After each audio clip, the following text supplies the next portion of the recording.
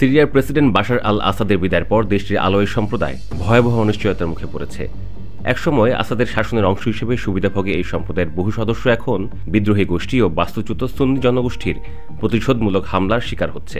ক্ষমতার ভারসাম্য বদলে যাওয়ার সঙ্গে সঙ্গে সিরিয়া জুড়ে সহিংসতা ছড়িয়ে পড়েছে। ইতোমধ্যে 1000 জনের বেশি নিহত হয়েছে, যার মধ্যে শত শত আলাউই সম্প্রদায়ের মানুষও রয়েছে। সিরিয়ায় 14 বছর আগে শুরু হওয়া সংঘাতের পর এটিকে সবচেয়ে প্রাণঘাতী সময় বলা হচ্ছে।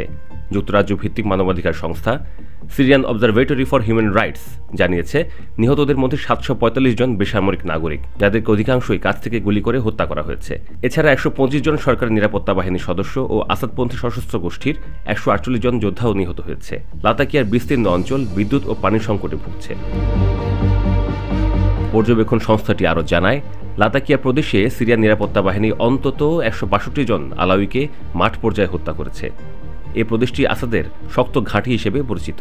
সিরিয়ার স্বরাষ্ট্র মন্ত্রণালয় উপকূলীয় অঞ্চলে কিছু স্বতন্ত্র সহিংসতার কথা স্বীকার করলেও ব্যবস্থা নেওয়ার আশ্বাস দিয়েছে।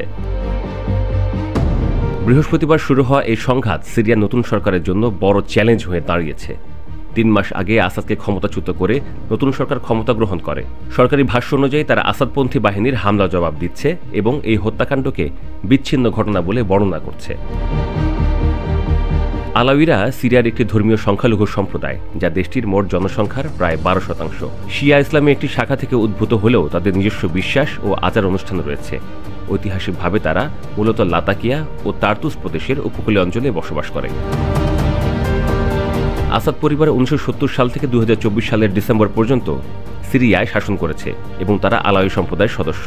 তাদের শাসনামলে এই সম্প্রদায়ের লোকেরা সেনাবাহিনী ও সরকারের প্রভাবশালী পদে ছিলেন, যা অনেকের কাছে পক্ষপাতমূলক নীতির প্রতীক হিসেবে দেখা দিয়েছে।